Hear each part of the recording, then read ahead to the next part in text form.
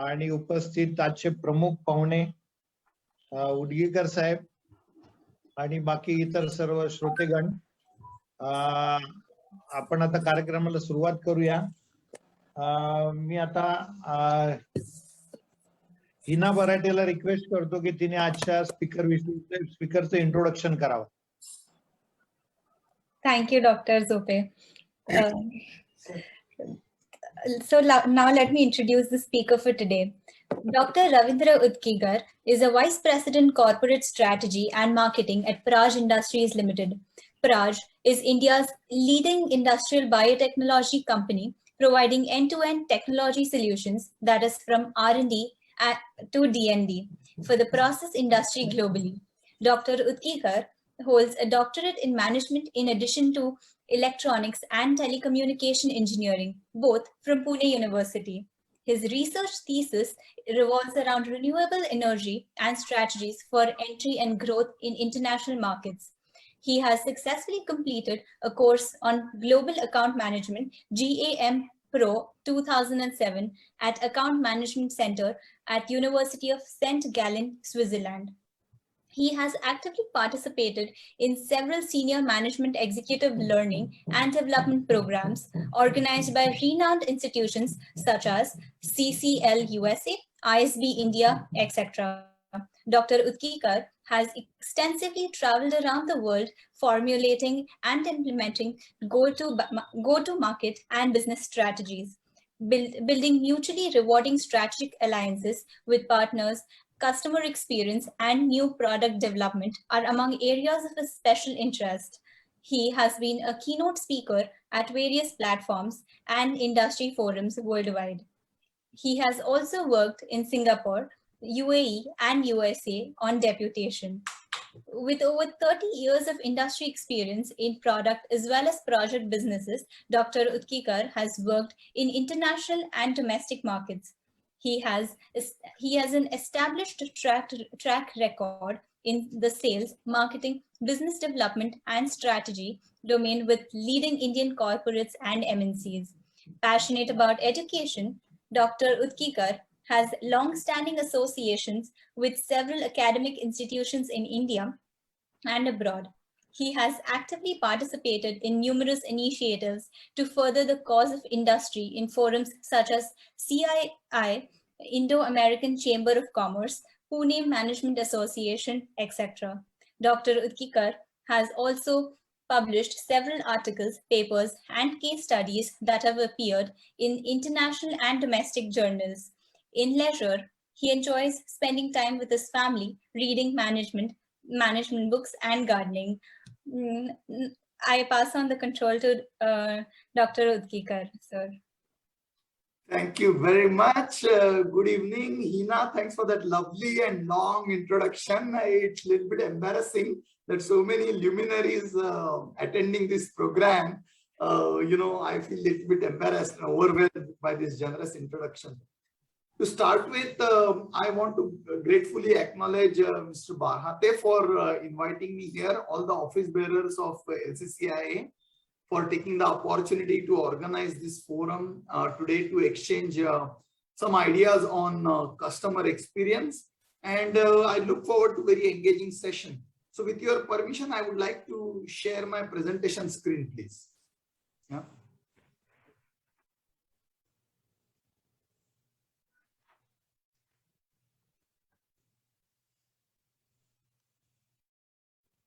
Can you see my screen?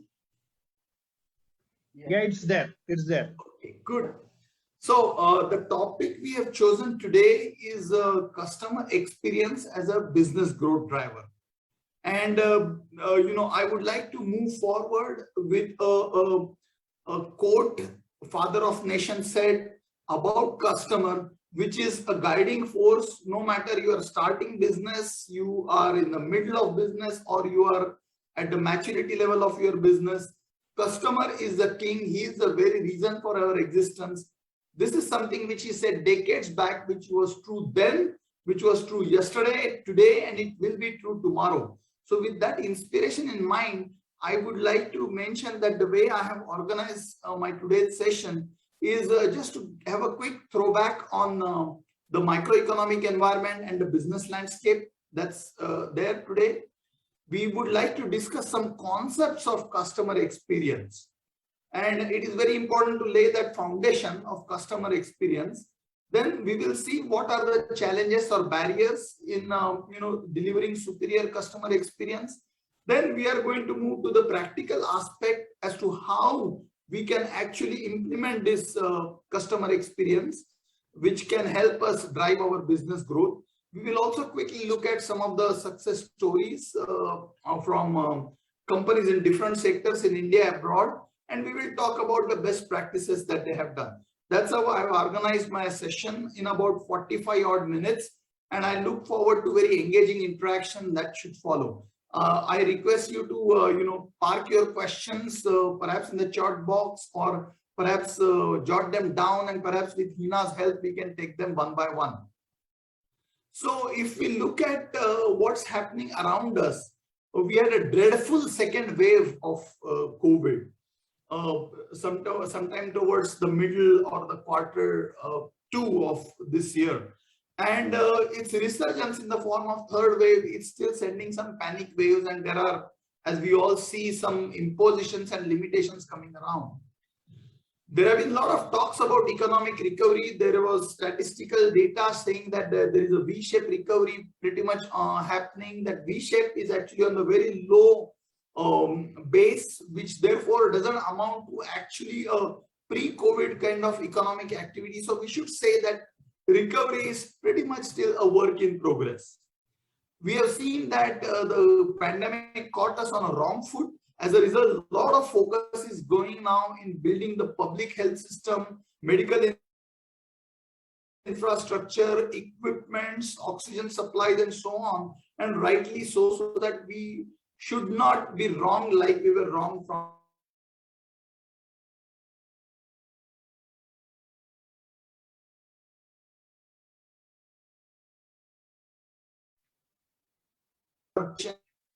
Network issue दिसतोय.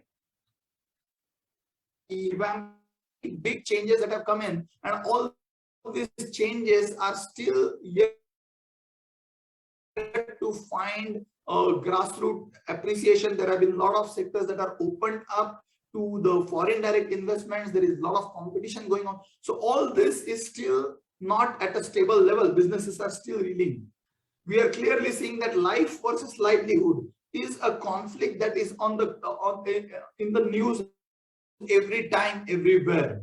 Whether we should open up and have a pre-COVID level of economic activity, but whether we should fear the resurgence of COVID and care about our life. And with the festival season coming around, this is pretty much at the center stage. So this conflict, we see shifts are evident. I mean, what we saw in Afghanistan is just one latest demonstration, but the effects of Brexit, some tensions in Middle East areas, the China-US trade wars, and some tensions between South and North Korea are the kind of things which we still do not know what and how it will impact the global economy. We clearly see the surges in terms of petrol prices or the crude oil prices, but really there is something that we should be worried about, the geopolitical shifts. Terrorism and environment, although thankfully the terror is not making headlines, but the environment challenges are. The 6th report of Intergovernmental Panel for Climate Change showed that we are doing precious little to combat the evils of climate change. And it is one of the biggest terrors because it's going to hurt humankind like never before. And as always, companies after pandemic are trying to find out the market in domestic area. The government is calling for the Make in India or Atmanirbharta. At the same time, we are dependent on foreign direct investments in infrastructural and grassroots greenfield projects. So there is this tug of war between global and local, which still has very few winners because we need both. And if you get down to business environment, we are seeing that the economic activity isn't back to pre-COVID slump. And as long as demand is not picking up, there is excess supply happening, and therefore the competition is getting very fierce. And you can see that so many sectors are still reeling. The customers, as we know, with the advent of internet, are getting very, very knowledgeable. They keep demanding more and more and more, and whether it is car buying or whether it is policy buying. These are the great examples. Or for that matter, mutual funds. At a click of a button, you have comparison, and so you keep demanding more and more, and companies have to fulfill those demands. We are also seeing that the product life cycles are crashing because the product differentiations are dying.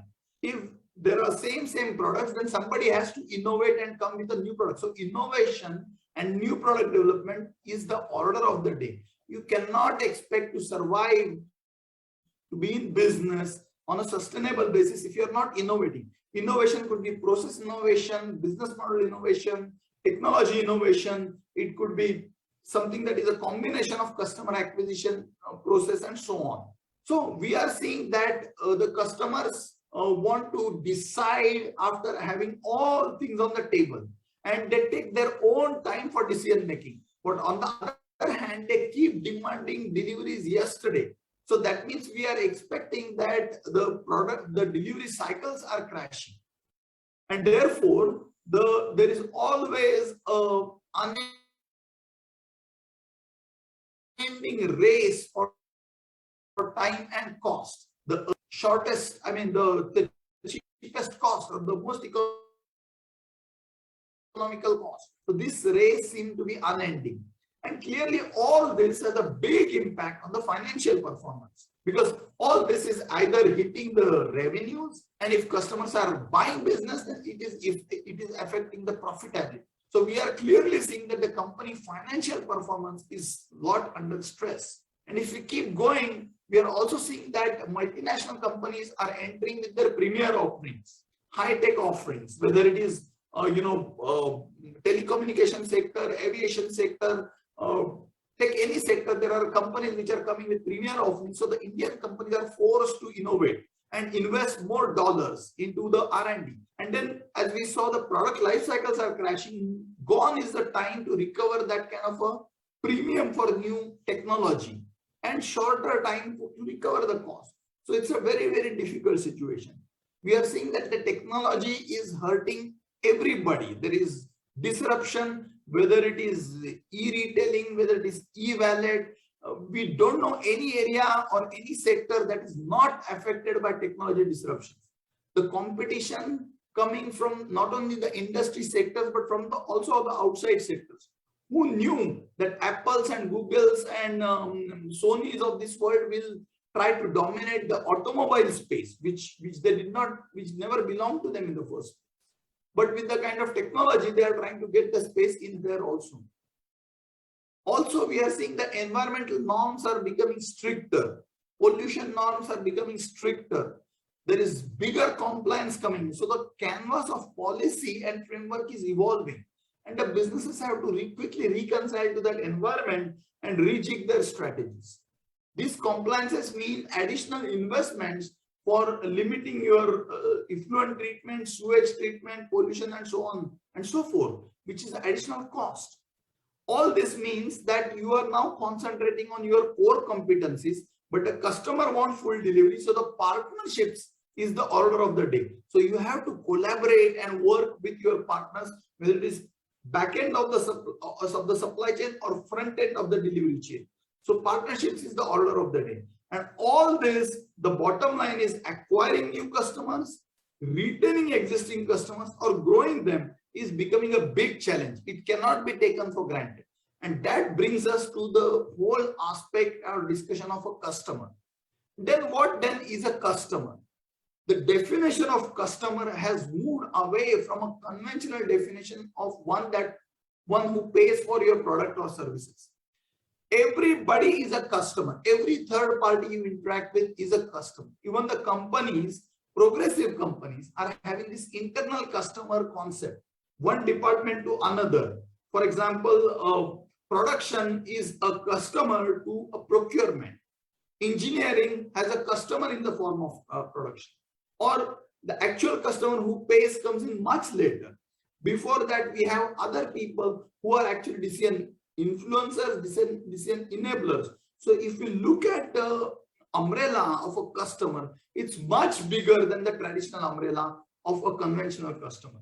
Those who influence our decision, those who facilitate our business models and deliveries, those who are partnering with us, have to be treated as customers. So we have to keep in mind the much bigger concept of customer, and therefore it is important that we understand the needs and expectations of our customer, because only then we will be able to fulfill, and those often are beyond time, cost, quality, quantity, and risk.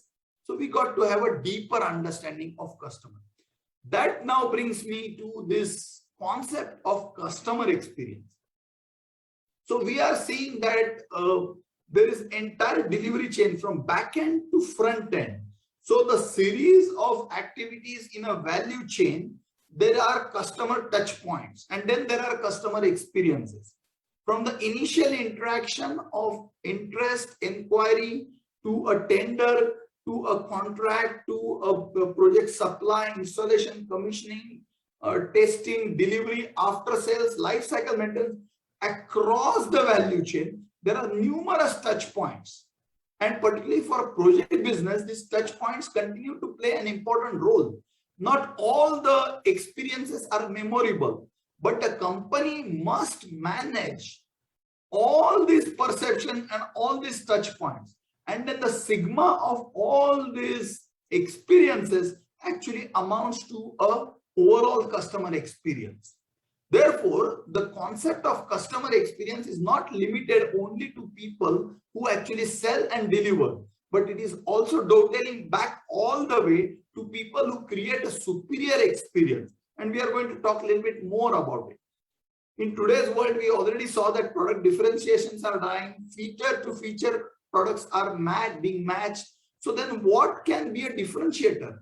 The only sustainable differentiator is a great wow experience that you create while engaging with your customers, be it at the inquiry stage, be it at the delivery stage.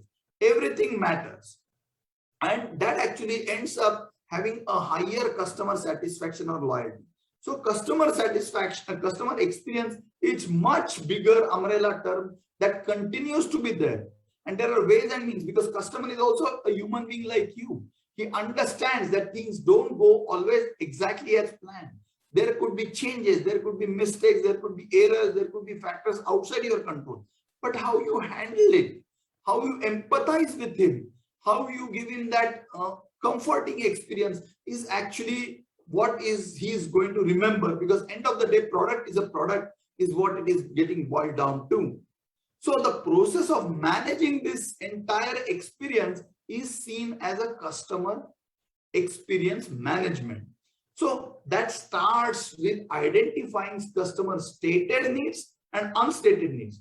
Every interaction with customer, he's trying to tell you something, which is his need, which is a requirement. But between his lines, he's also trying to state something which he doesn't understand. Or you, as a subject matter expert, like a physician, is trying to listen to what your patient is telling.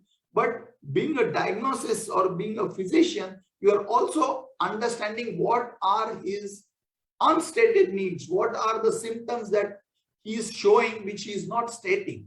And based on that, like a physician, you will supply medical treatment by way of medicines, or by lifestyle improvement, or health improvement plans, or stress management, and whatever. Same way, you have to think of your customer as someone who you should know like a back of your palm. So knowing his customers, knowing his preferences, knowing his decision-making plans, and giving him that personalized experience is all about managing this customer experience cycle. And it cannot be done once, but it has to be done n times over. And with the new techniques of artificial intelligence, machine learning, Internet of Things, there are lots of data points available, but we'll have to put in place a process and then manage that process, create champions, and that is what all this customer experience management is all about. So the whole game is to deliver such a wonderful experience to our customers that he becomes your ambassador or he becomes your evangelist, and then he acts in helping you get more accounts and more business. So if we keep going, we said that one of the prerequisites is to know him in depth about his buying patterns, about his previous experiences with vendors, partners, lessons that he has learned, drawing insights from all these touch points, whether he values technology, whether he values service, whether he is keen on pricing, whether he is clear on contracting. We got to understand him thoroughly, and then dovetail your deliveries by way of your back-end and front-end organizations, which have to be customer-centric. That is something which we'll have to go back and do it. Changes in systems and processes. Only then this is repeatable, scalable, and therefore you will have to customize and make this experience unique to him. At the same time, just what there is another person in another city, another session, also trying to understand what this customer experience is all about, and he is also trying to devise its strategies which will give him competitive advantage. So we have to be mindful of what competition is doing also. So the benefit in turn we get is a loyal customer. Once we know his buying patterns, once we know his contracts, we can template them, we can spend less and less time in deal closures, spend more and more time in giving delivery to his tests and requirements, which helps us ring fence that account and bind with an invisible glue, and that helps you ride on his brand, he rides on your brand. So you are able to get more revenues from your existing customers, and your customers are instrumental in getting you new accounts. These are the benefits of superior customer experience. And if we keep going, there is this matrix, 2x2 matrix, which shows that on one hand there is a relationship from high to low, and the other hand there is a business understanding of customer from high to low. And if you have low relationship and low understanding, you are an outsider, you won't succeed. If you have great relationship but poor understanding, not so great understanding, then he will see you as a friend. If you have great understanding but your relationship is not great, then you will continue to be a supplier, which many of us continue to do for so many people. But if you continuously work on building stronger and stronger relationships and stronger understanding of customers' business, you will graduate to a partnering status, a trusted advisor. And all our efforts should go to achieving a partnering status. And that is what this customer experience journey is all about. So then if we look at the customer experience concepts, there is this conventional company, then there is this customer focused company. Now customer focused company greatly values experience, they treat their customer well, and they do everything good. But we have to go beyond that, and we have to make it customer centric, which means we have to actually look at customer like a mirror. We have to mirror his processes, we have to evaluate his life cycle value, we have to identify our A, B, C category of customer, focus only on A customers, devise organization that actually mirrors his organization, devise processes which actually sync with his processes, so that you are able to have a very, very customer centric organization. And then you will be able to make a strong value proposition to your customer segment, which is very difficult to emulate, copy, and repeat. And therefore that will drive your profits. And if you become customer centric, then actually what are the companies that actually typically are customer centric? They always think of what is best for my customer. They always think how I can make it personalized or unique to him. They have a convergent thinking. You know, we say that the whole customer centric transition will happen in the form of I have a product and I have to find customers. From that position, we have to move to I have a customer and I have to find a product or solution. So finding products for our customers is the hallmark of customer centricity. Most of the companies operate in the other domain. They have product and they have services and they figure out who should we now do business with. This is very, very different thinking that we are talking about. And obviously you can do this only for select few customers. So you have to have your segmentation, targeting and positioning very uniquely and sharply done. And for that, you need to define clear measures. You have to have clear relationships in place across the hierarchies and across the functions. And you will then drive the profitability.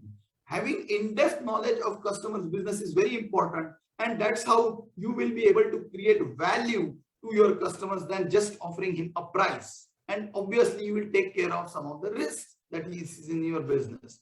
So then the transformation theme comes in the form of moving from product-centric to solution-centric to customer-centric. Whether it is your strategies, whether it is your people or culture, or whether it is your processes, you always have to think customer in mind. What would he value? What would he appreciate? How will this appeal to his operating level, his strategic level? Will he have that kind of ROI in mind? What will be his break even? So if you come into that process, then probably you are able to really transition to a customer-centric organization. And for that, again, I repeat, it is not only the front-ending or sales organization, but the entire processes have to be mirrored. That would mean like an account management, legal should know legal people, finance should know finance people, engineering should interface, technology should interface, so that that account has multiple touch points. Otherwise, in many organizations, a star salespeople leave and then the account falls apart. So we got to mirror customers' organizations for our select customer. Then only you are able to deliver a superior customer experience. All this sounds great. Why it doesn't happen? What are the challenges? The challenges come in the form of inconsistent experiences because there are no processes set. There are some people who understand this well, they do a great job. For example, at the sales stage, but at the projects or at the delivery or manufacturing stage, they don't have customer empathy, customer understanding. In their lifetime, they do not get opportunity to meet customer, understand him. So they look at it as another tick box. Now I remember last time when I received some parcel by Amazon, I received along with the parcel, there was one small note that, "Hi, I am David and I took pleasure in packing this in an environment friendly packaging wrap, as I understand that you are environment enthusiast and I would welcome your feedback." A small note with a name, number and something that touches you makes a big difference. So we have to create such experiences across the value chain. Not easy to implement because many of the organization, the back-end organization has seldom any exposure to customers. And obviously one shirt doesn't fit all. So different segments, different strata of customers, different industries demand different type of experience, different type of solutions. And because the market is dynamic, we need to be flexible. For example, before pandemic hit, so many companies were buoyant on big capex and greenfield projects. People realized during the pandemic that customers are conserving cash, and probably the best way to survive and help grow that account is to focus on OPEX of the customers and therefore increase the service element in your delivery chain. So instead of focusing on greenfield projects, try to see what brownfield projects you can do to help him improve his throughput, maximize him, help him maximize his profits. And that's how this whole thing about flexible positioning comes in, that you need to clearly be agile enough to be able to adjust according to the market dynamics. And according to the policy, the priority structure has to be made in place. The process will follow. Data analytics have a lot to do with it, because in the ocean of business, how will you pick and choose the hidden diamonds? How will you know who are your customers of today and customers of tomorrow unless you go and do data analytics? Which customers I made maximum profits with, which demographies I am more successful, which customers value my product, my services, who makes it easier in terms of my receivables. All this and much more On an analytics terms, we'll throw up names. These are the customers you would like to be seen doing business more and more. And also finding out at the same time who are tomorrow's customers, because in times like today, those who don't innovate, those who don't stay with the curve or plan ahead of the curve tend to extinct. So therefore, are you planning for customers for tomorrow also? And are you knowing who should be the customers for tomorrow and how are you preparing to do business with them? All this is a lot easier said than done. And this is not a revenue fetching activity. Therefore, it doesn't get the best resources, best time and best talent and seen as a cost center. So therefore, it doesn't see the light of the day as often as it should. And therefore, we forget that the customers are also evolving like you. They have more power to reject you. They have more power to choose someone else. And they have more power to demand something more than what you have supplied last time. So all this is not easy to comprehend, especially at the back end where we do not move in the market. And then if we continue on the barriers part, management therefore is very focused on quarterly results, on the sales, on the profitability. So they are spending a lot of time on line functions, probably rightly so. But at the same time, all these developmental things which ready your organizations for tomorrow's challenges today do not get management time, management priority, CXO level attention. There is no seamless experience. All this means that it is very hard to see the kind of focus or priority. Lot of investment in terms of data analytic tools, good talent has to be spent in. And if we don't have that, then we'll have to take guidance of big five, whether PwC, Boston, McKinsey, Deloitte, and then help them. But eventually there will come a time when you will have to run on your own. That still calls for resources. All this return on investment is hard to establish. All these investments that we make are hard to put down in terms of this gave us this in a span of 2 quarters, 1 year, 2 years. So it's a slow burn. And more often than not, there is a lot of churn at the senior level. So there is no consistency. As a result, we do not see customer experience getting the kind of focus that it should get.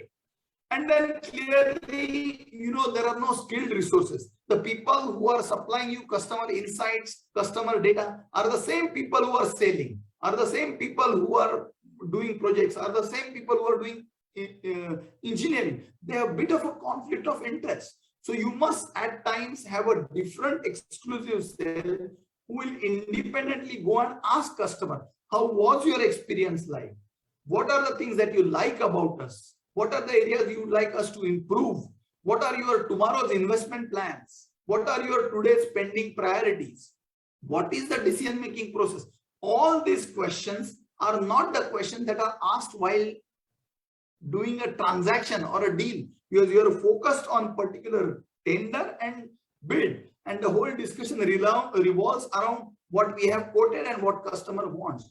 More tactical than strategy. So you got to cull out an organization which will get this grassroots intelligence. We say that there are 4 strategies. First of all, we got to be aware that we got to have customer experience as a special thing. If we have that awareness, then we acquire knowledge. What is this customer experience all about? How does it work? Then we got to have understanding. What does it mean to me? There could be great concept, but can I digest it? Do I have stomach for it? Do I have customers like that? My processes like that? And finally, if I have great understanding, unless I don't apply, it is useless. So awareness to knowledge, knowledge to understanding, understanding to application. All this ladder of successful strategies is seldom falling in place in many organizations.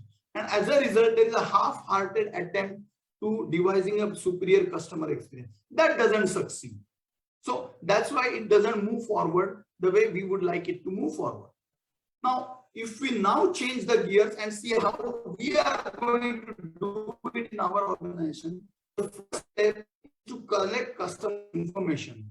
That could be in various stages, whether it is at pre-sale stage, sales stage, post-sale stage. All the people are constantly asking customers questions about how is he liking it, how is he operating it, what are the challenges he faces, what else he would like to have. All that data mining has to be done intelligently, diligently across the value chain. All that data mining has to be put on the table and integrated by data scientists, data analysts. All these people will derive insights, and that will throw up some valuable cues for you to that acquire that new account, retain that existing account, or grow that existing account. So the analytics has a great significance in today's context. And those analytics, like I said, has to be moved into application mode, which means all our actions, which should be time bound, accountability bound. We call it RASCI analysis: responsible, accountable, informative, and consulting. So all this analysis has to be done in an action plan mode, and all that has to be continuously in a closed loop circuit, have to be done for process checks. PDCA we call it: plan, do, check, and act. So that's the way we would like to draw a roadmap. And then clearly, if you look back, we need to clearly define what are our objectives when we say we want to impart customer experience to grow our business. We need to take stock of who our target group is, what our task force looks like. We got to draw a roadmap, and then we got to have a launch plan. We got to have some sponsors, previous customer satisfaction scores or account health card scores based on the assessment we have to take on board. And then we do analysis that what has worked last time, can it work this time, what has changed. And then you take a 360-degree view. That means not only the buyer from company side, the influencer from the technology side, the decision maker from the finance side, and the top level interface from the strategic relationship growth side, and obviously the operating level who are actually every day going to use your products. So you have to figure out the organization that is going to work with your product. And based on that, you need to divide strategic interventions by way of road shows, by way of relationship, by way of making flash 3D animation films, by way of setting up award reward programs with customer within your organization. We have to publish case studies. We have to ensure that our customer wins. And I want to draw a very interesting insight to you that there is a nice case study that was published which said that there was a Procter & Gamble salesman in a Walmart store wandering around all the time, and people asked him, what are you doing in the Walmart store? So he said, my job is to constantly keep an eye of how the consumers or the buyers, ultimate buyers, make their decision. Are they deciding on price? Are they deciding on the deals? Are they deciding on the packaging? Which section they go first, which shelf they find attractive to look up to, which offers they pick up, what financing they need. And based on all that, Procter & Gamble guy goes back and tells his team to devise product solution services that would help Walmart sell more to its customers. Just as the Procter & Gamble guy is doing all this, there is a Dow Chemicals salesperson observing what Procter & Gamble guy is doing, and he is then going back and telling his strategists to supply him raw materials, just-in-time feedstocks and formulations and so on and so more, so that Procter & Gamble can produce in time more at an attractive price, so that Procter & Gamble makes more business, and in turn Walmart makes more business. And the value chain goes down. There will be Dow Chemicals and there will be DuPont, who will go to Dow Chemicals and work on the formulation. So the value chain goes from Dow Chemicals to DuPont to Procter & Gamble to Walmart. So the game is you should make sure your customers win in the marketplace. And for that, you need to make strategic interventions and do all these PDCA things. And then only you will be able to score more on your accounts.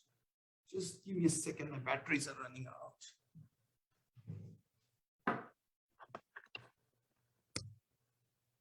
Okay, so then the next phase, like I was saying, there is pre-sales, there is sales, and there is post-sales. So if we find out and map our process from interest to inquiry to prospect to finalization to delivery handover, life cycle management, then we go one level deeper and figure out what are the areas where I can make strategic interventions to win over my customers. when I make cold call, do I have good caliber of people who can give him more knowledge than what he is asking for? Can I make a strong brand pitch? Can I actually give him a proposition based on what I have understood from his requirements? Can I convince him technically? Can I, take him to my reference sites and make my customer convince him that, here they have a good experience, and so on and so forth. For each company, you got to figure out this roadmap and the milestones in between, which will ensure that across the value chain, today, tomorrow, and day after, the experience is consistent. It doesn't matter you are servicing an account in X geography or Y, X segment or Y, or A or demography or B demography. So this only will ensure that you actually have a good sustainable customer experience implementation roadmap. So then you get down to devise a 90-day roadmap that, you have the outside in approach, you align everybody internally, you have a program management office which looks across the delivery chain, makes everybody understand that what he does matters. If the packaging guy does a packaging in an environment friendly manner, the way customer appreciates, he is going to create an aha experience. So that PMO has engaged. This doesn't limit to only transactional level, but it's on an ongoing basis, because the market is evolving, customer is evolving, and you got to fine tune your strategies. And in between, like in a true PDCA mode, plan to check act mode, you got to have a third party go and do these dipstick surveys, or rather detailed surveys, what they like, what they did not like. And you do this third party purely because the customers find it easier to communicate, the relationship doesn't get affected, you don't get biased feedback. And then all those survey insights, you have to prepare in dovetailing a good time-bound action plan, which will help him win in his marketplace. So the companies that have been very successful are the companies, some of the Indian companies proudly sitting there, whether it is, Infosys, Tata Group, ICICI Bank, or multinational companies who continuously, work on the customer requirements and devise. We know that they have got a pulse of customer, right? You go to business store, from the time you enter, they are making sure that from the parking lot that you are there to on an online basis, you are aware which shows are going on where and what is the wait time and so on and so forth. We are seeing these e-commerce companies do that all the time. When you order, at any point in time, there is a 24/7 customer concept, right? Then you know where your consignment is, when it is out for delivery, what time you will get it. So all this is possible through technology, and these companies have leveraged this technology advancement to a great extent. And so what are the secret sauce that they have been so successful? They walk the talk. They promise what they deliver, and they deliver what they have promised. Any deviation clearly doesn't make you a good candidate for delivering a superior customer experience. They start from the back end. They don't believe that it is only the salespeople who are responsible. No, they look at the entire value chain, because the conversion is where the real value creation happens. And they become disruptor than getting disrupted, which means they identify the upcoming trends. They try to see how they can be dovetailed into their value chain and make their delivery much superior than their competitors. For that purpose, they continue to upgrade their softwares, reskill their people. They go to the new digital ways, and therefore try to figure out ways and means by which they will stay ahead on the curve compared to their competition. And then they know that they alone cannot win. So develop a connected ecosystem of people who, for example, if customer is a very environment sensitive customer, then he's going to appreciate that not only you have a green supply chain process, but your subcontractors, vendors, partners also are following green supply chain, environment, governance, societal responsibility, ESG as we call it. Can we then make sure that we entirely move up the whole ecosystem and move forward with that? And they focus on leadership, collaboration, and skill building, because they know that for coexistence, they got to be working with partners on the technology side, on the supply side, on the customer side, on the institution side, on the academic side, for developing talent pool, for with the policymaker for new policy. So they work on the across the board, and that's how they are able to succeed. And therefore, the companies actually look at not 7 P's as we all know, but they see what customer perceives. Customer sees solution, so can we devise a unique selling proposition? Customer sees promotion as dose of information. Can we give him message that he wants to know? We say price, he looks at the life cycle value. Can we be competitive at the life cycle value, which is a combination of OPEX and CAPEX? He looks at, we talk about place, he looks at this. Can it be made easier for him to get it? People is caliber. Anybody likes people who are competent, who have positive attitude, who are courteous, who are well-mannered. So can we upgrade the caliber of our people? Do we show that concern for the planet? Do we have the value creation in mind than just profitability? So a good customer experience organization converts these 7 P's into the solutions that customer wants and actually has their process, people, organization work accordingly. And then, clearly there are customers who say that they have needs of today. So they will keep talking you about the needs of today and which we will have to fulfill in any case. But then we are also talking about people who would like to do business with tomorrow. So with the same customer, what are going to be their tomorrow's needs is something which we got to understand too. And these customers more often than not are global. So we got to figure out today's needs and also understand tomorrow's needs and prepare ourselves to deliver tomorrow's needs based on the stated and unstated requirements of a customer.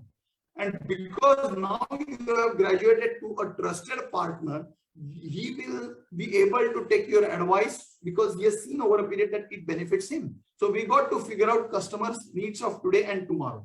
And clearly on the 2x2 matrix, we have customer criticality value on x-axis and the company strength on the y-axis. The only area we need to focus operating is all the attributes that customer values and all those strengths that you have to deliver that value. So that, pink spot is a niche market or a wow factor where customer wants it, you have it, but competitor doesn't have it. Your game is to operate in that purple patch or a niche market. Unfortunately, there are copycats and Me Too players. So they will catch up and they will start offering, which means you have to up the game. So our job is always to find a new niche, new comfort area with customers and continuously evolve. Then obviously there are like an iceberg. There are so many things that your product and service can create in value, but customer may or may not be aware. He may or may not value. So if you are competent, you will be able to show him the hidden value like an iceberg. The other two quadrants are totally value busters for you. You should move out of those segments. So we also need to continuously think on these lines of upping our game. Your employees are your strengths. So customers or employees are like two sides of a coin. A satisfied employee, motivated employee will understand and try to impart a deliverable to a customer as if he is his customer. Entrepreneurship is something you will have to imbibe in your employees. So therefore, they will be able to help you sustain a value for your customers. And then, we clearly know that the way we are going to go about is we create a pool of change champions. We actually have them work continuously with the ecosystem of stakeholders in terms of lifting the overall game. We have world-class collateral to communicate value, whether it is flash, 3D, social media marketing, and so on and so forth.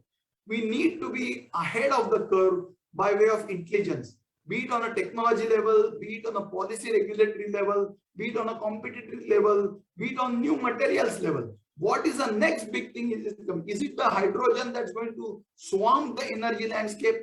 Is it the electric vehicles or hybrid vehicles that are going to be the next big thing? So we got to be ahead of the curve.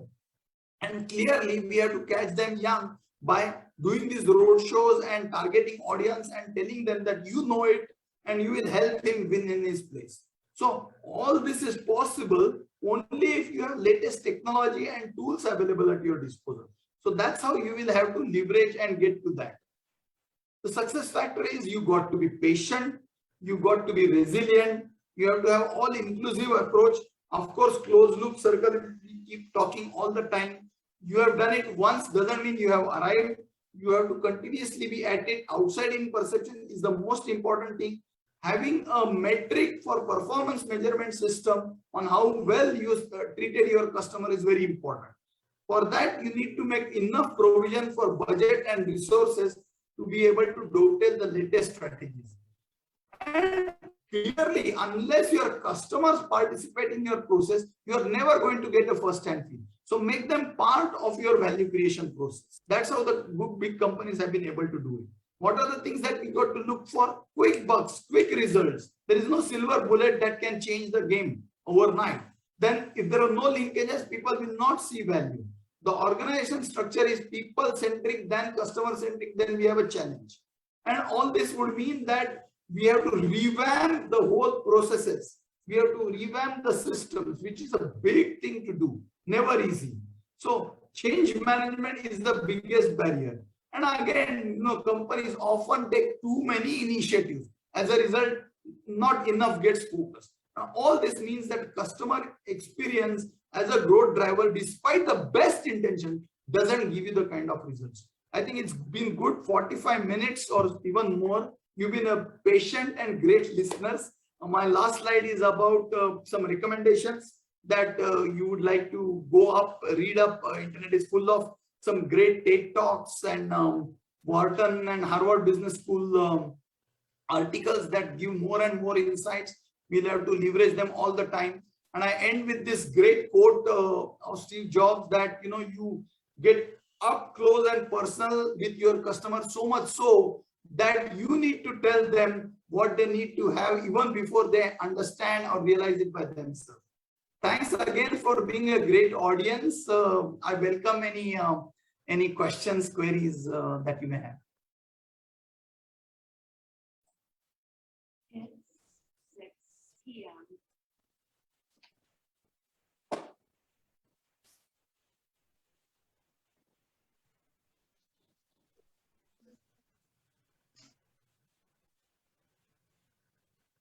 Doctor साहेब, तुमच्या डोक्यातलं एवढं काढलं तुम्ही, आम्हाला digest करायला बराच वेळ लागेल तो.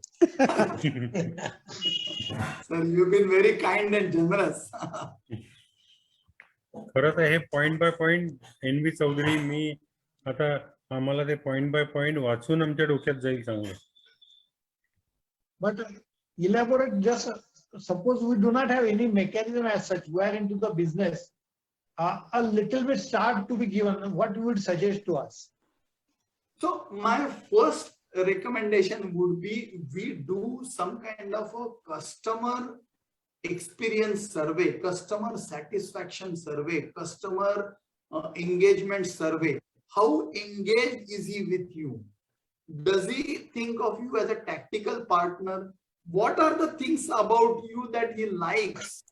What else he would like you to do? What are the things that he doesn't like? So you must do some kind of a survey to have a mirror staring at you. Otherwise, business goes on an everyday basis. We are delivering value, we are going home. Seldom are we thinking what we need to do to be able to be competitive tomorrow. So I think it's best that with select customers, we must identify what are our great processes, what are our great people, what are our great products, where does he see value, so that it's an outside in assessment. Because we know we are good at something, but are we perceived like that? It is possible that you may be great at doing something, but the customer doesn't perceive it that way. That means you have to be more sharpening your effectiveness with it. That could be one way to do it. Some things you think I'm not good at it, but that's not a priority. So don't focus on that. So in both ways, for you to prioritize how you can win your account, how you can grow your account, you've got to have an outside in perspective.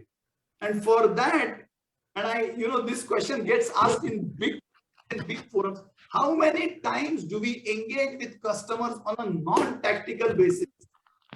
Every engagement we have with our customer is for payment, invoice, C-form, delivery, order, closure, supplies, transportation, Complete. everything is tactical. We never say that, okay, can we spend just a couple of hours talking about business so that I know what else can I do for you? So I think, we got to, at least on a top management, entrepreneur level, these efforts have to be made, and then some champions will have to be developed. Dr. Ravindra, it has been a loaded presentation. I have a couple of questions in three different buckets. The first can be infrastructure, strategy, and operations. So on infrastructure front, there is a cost to any activity we do. I would like you to share your thoughts on tools and technologies that are minimum required, right from CRM to high-end data analytics tools, which we are still need to imbibe in our chamber. Second, on strategy front, you talk about mapping a customer with our organization, right? Your digital twin to your physical twin, Deshpande with Ranade, Subramaniam with Swami, and all sort of thing. So which makes that cohesion between different status and different wavelengths are getting matched. When we have a B2B versus B2C type of engagement or a transaction-based or project-based engagement, how your experience had been there. And on operations front, I would like to hear from you, how much is the time required from the day you feel, yeah, this is an anchor customer, and feel that, I can say the benchmark that you're putting yourself for that satisfaction level in your case, yes. Okay, so let's take one by one. On the infrastructure to upgrade your game, what are the kind of tools required? See, today now the market is flooded with numerous softwares and applications, and you go to any, they call SaaS, right? SaaS, software as a service. So if you tap any of the big software companies, SaaS companies, and explain your need, they will be able to give you the best model that they have. And many times, product lifecycle modeling, engineering modeling, piping design modeling, right, are some of the softwares which they have customized and which they have off the shelf. And if you tell them requirement, they could be able to customize it. For example, Salesforce.com has so many softwares to measure the effectiveness of the account, to measure the engagement of the customers, right? It's just one example. If you talk about customer experience survey, customer satisfaction survey, there are so many ready-made software, but all this have to be customized to our needs.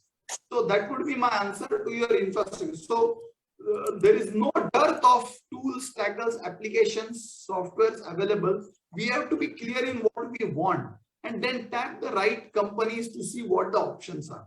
That was point number one. Point number two, I think you made a point about strategy, about mapping the organization. Right. So that's a great point. So typically that's a classical way the key account management works. So if I have a key account in the form of, let's say, John Deere, right? So I will figure out what are the various chamber of commerces, forums, associations John Deere is member of. I must acquire membership for those forums. Now there could be some finance forum, John Deere finance executives are going. Can I be seen there? It's just one example, right? Same thing with technology. For example, I'm extending this further, that there is a CFO forum, right? Then there is end of September, there is an event called SIAM, Symposium of International Automotive Technologies. It's once in 2 years, largest auto industry show. So if John Deere is going there and making presentation, technical presentation, is my technology team making presentation? Are we appreciating them? So we will find out what are the common areas or common touch points for all this. I will, in my engagement with John Deere, bring my not only sales team, but technical team to interact with their technical team. Is just one example. When I negotiate a contract, their finance department sits, legal department sits, my legal person will come.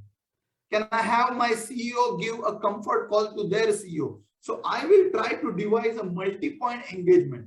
Sometimes it will be structured. Sometimes you have to devise it. You have to innovate it.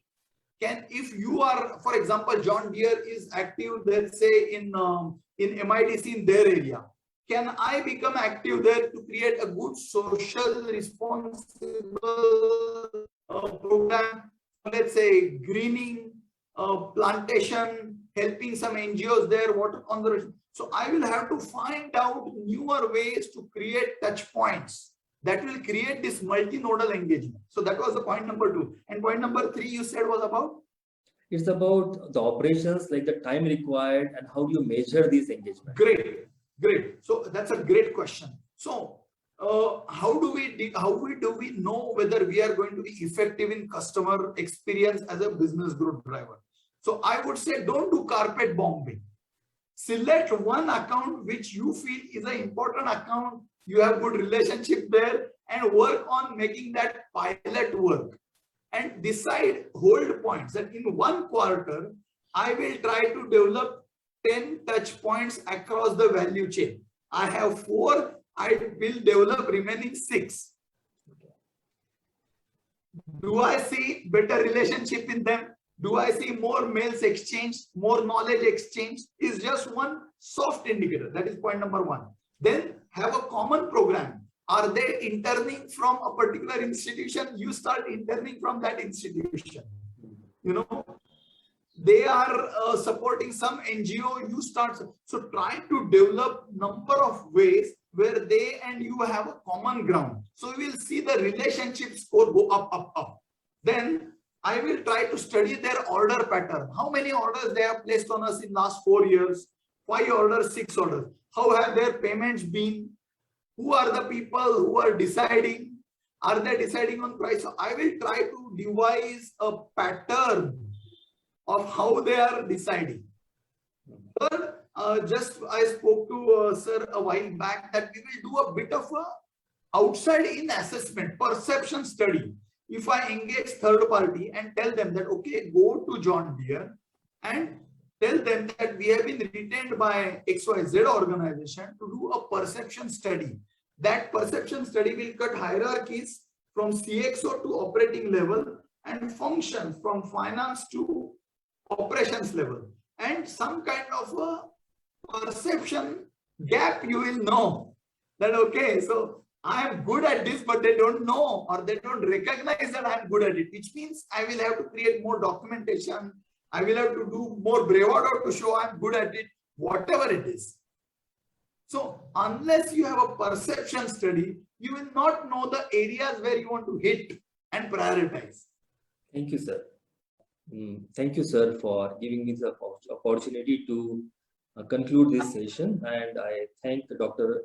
Ravindra Udkikar, okay, for your precious time on the weekend to be with us and enlighten us with tons of knowledge that you have acquired in your corporate career, right from Honeywell, Suzlon, then your Sterlite and Praj. And we feel that today we will have a very nice evening with Yes. all the knowledge that we have trying to absorb. And as many of us said that we have to revisit this again so that we can extract the message from this. On behalf of LCCI Pune chapter, we thank all other members who have participated in this and the management committee also for being part of this event.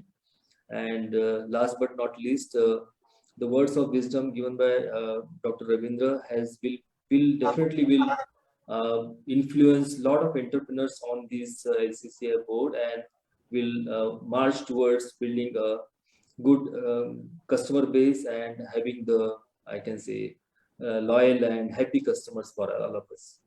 With that, I request Sanjay sir to, you can close this event.